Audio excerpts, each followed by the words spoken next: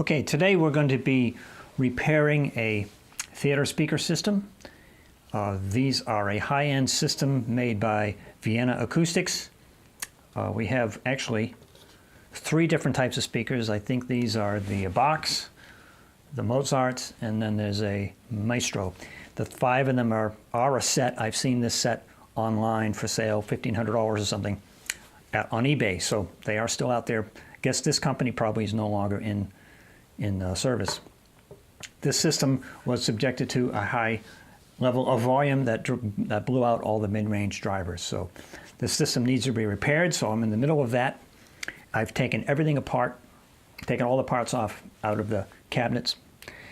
And so I thought I wanted to share with you all the repair procedure, what I had in mind, what some of the limitations are, and so forth. And I decided, since we had the boxes all apart anyway, it might be a good idea to do a review of this system to show you the good, the bad, and the ugly about a high-end system. It was a rare opportunity for me to take a look at a high-end system, since I built my own, of course. So this being high-end, I thought it would really have some nice features. So I wanted to go through and critique them on a number of levels. First, we want to look at the overall design philosophy. Then second of all, we'll talk about the boxes, real high grades for the boxes. Third of all, we'll talk about crossovers. Fourthly, we'll talk about all the various drivers and their quality and my critique of those. And then finally, we'll talk about the repair and what the limitations are, what my choices have been, and why I make those choices with this system. So those repair or rebuild choices have been dictated in part by the overall design philosophy. If this system had really impressed me as far as design, I might have recommended the owner spend the money and really do a high-end job rebuilding these, put some real nice drivers in and make them really top-notch. But I changed my mind on that because the design philosophy is flawed in a number of ways, and so we'll go through that. So first of all, regarding the design. And I'm not a really theater system guy. I build stereo speakers, but theater systems are not really rocket science. They all require high-quality speaker systems. It's just you're going to use 5 instead of 2. And one of the criteria for a speaker system with 5, they're called satellites because they sit around the room, 3 up front, 2 in back, is that these satellites be matched. They be the exact same. So right away we see that's not a problem here because these are not all matched. Well, to some extent, the center channel, and I assume these are the front channels, they do have the same drivers, the same tweeter and the same mid-range drivers. But now there is a problem in that the mid-range drivers in these are down below the tweeter. And this one, the mid-ranges are either side of the tweeter. So I want to explain why this is a good design and why this is not a good design. Okay, so ordinarily, if the speakers are all matched, all that really is necessary for a good quality satellite speaker is a single 5 1/4 driver and a tweeter.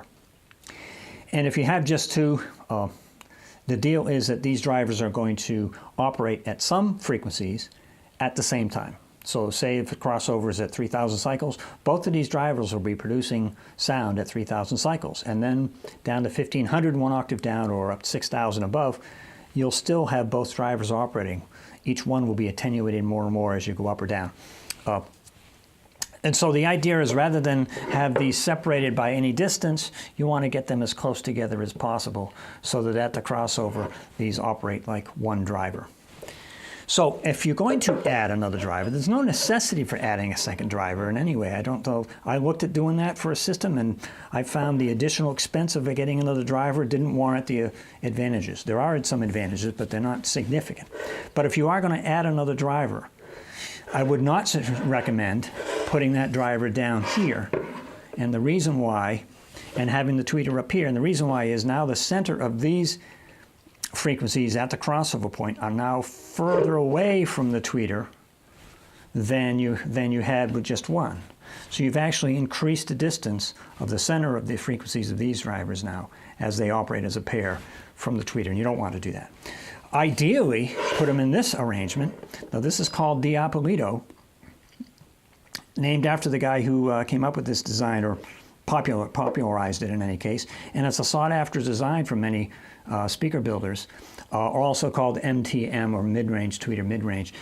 And because now the center of the mid-range frequencies at the crossover are now right dead in the middle, right in the exact same location with the tweeter. So that's really a really cool setup. If all of these speakers had been designed that way, I'd be really excited about it. But in this case, only the mid-center speaker is so designed, and the others in this case have the mid-rangers one below the other. And as I zoom back out here, we see that this is a Diapolito arrangement. Wonderful. Love to have 5 of these. But in this case, the tweeter is up here. Mid-rangers are down there. Not Diapolito. I would not recommend this. I don't know why. There was really no reason to do this. You could very easily have put the tweeter here, put the mid-range here. You would have had that Diapolito set up exactly like the center channel. That would have been wonderful. I wish we had 5 of those. I'd be really excited about this system if that were the case. So that's my first critique. You know, the speakers are all different, and that's a problem. They should be all exactly the same, but at least in this case, they are the same drivers, or originally were. They won't be anymore, but they were. And but the arrangement of the drivers is not identical, and that's a problem for me. So, and then of course the other ones have a 6.5 driver instead of a 5 1/4. So let me talk next about, in terms of design philosophy, about the speaker cabinet alignment. These, even though they're small little drivers, you can still choose a base alignment as either a base reflex or sealed. And in this case, all these systems are base reflex. Now, I love base reflex alignment. All my systems have been base reflex. But in this case, with satellite speakers, a 5 1/4 driver can't produce much down below 190, 80 cycles. Maybe you can get down there in that range, and then they're going to fall off anyway. You can't get any bass out of such a small driver. This system is designed for a subwoofer to produce all the nice low information below, say, 100 or 90 cycles. So you don't need these producing any bass anyway. So why bother go to the trouble of designing bass reflex with nice, beautiful ports and everything? It just doesn't make sense. I would have gone with a sealed box. I've actually been recommended that. That's new for me. All my satellites for hi-fi have been bass reflex to date. But the speaker builder folks over at Metasound say, don't do bass reflex for your satellite speakers. Make them sealed.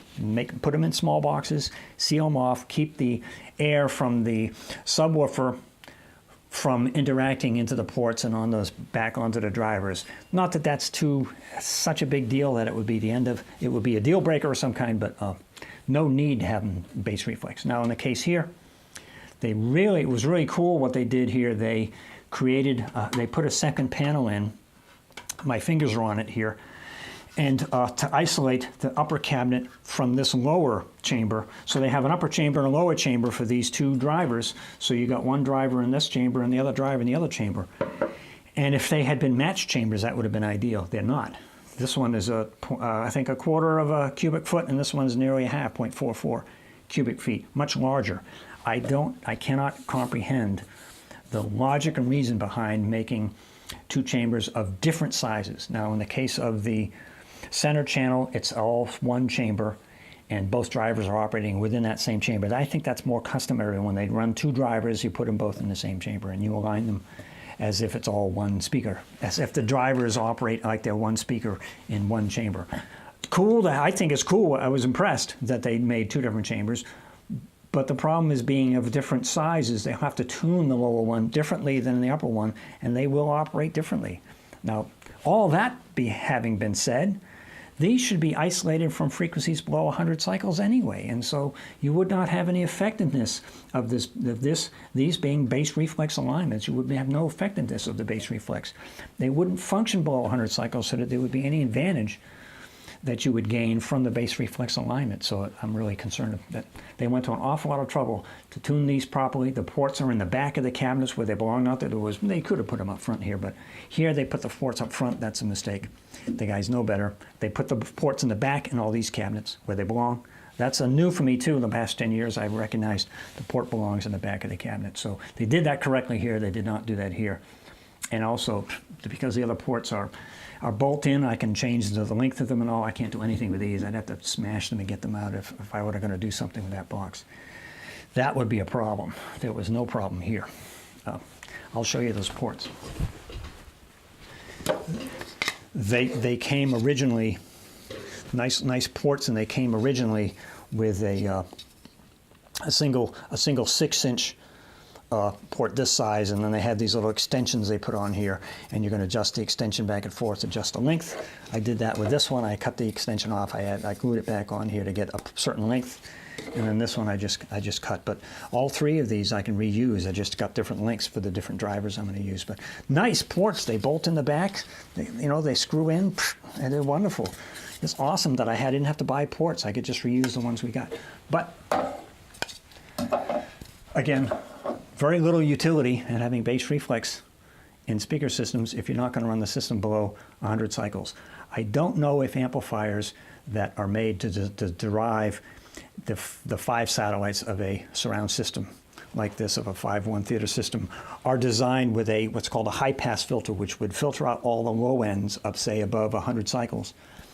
Rather, all the low ends below 100 cycles. I don't know if they're designed to filter those out electronically in the amplifiers. It should be designed that way. I'll have to ask when I go to the high-end shop next time whether amplifiers are commonly built with a high-pass filter for the satellites, so that nothing gets to those satellites below 100 cycles. Part of the reason why I think maybe these drivers got burned out, this one's actually good, but these others got burned out. Part of the reason why they burned out, I think, is because they were being subjected to frequencies below 100 cycles at high volume, and it just killed them. They can't handle that. If it had been filtered and they never saw anything below 100 cycles, they may have survived, some abuse or being cranked way up or something. So that's some of the design philosophy problems here. Kudos on the design of the 6.5 driver as far as the bass reflex alignment. This is a very, very large cabinet, and so this is about 17.5 liters. And a 6.5 driver, you put a 6.5 driver into 17.5 liters, you can get that thing to go way down low to close to 40 cycles. Maybe this one went down to 45 or something. But again, to what end? You should filter these that high frequency, that low frequencies rather, out of these cabinets. Have them operate down to 100 cycles, and that's it. So all the trouble they went to make nice bass reflex. These would be pretty okay full range systems. The driver isn't quite big enough. You won't quite get real heavy bass out of a 6.5 driver. You need to get into 8 or 10 or 12. But anyway, so that's unfortunate regarding the design. That first they're not matched. The second one they did use the same drivers. They could have reversed these, made them. And then not the same cabinets. It would have been nice to have 4 of these in Diapolito arrangement. That would have been beautiful.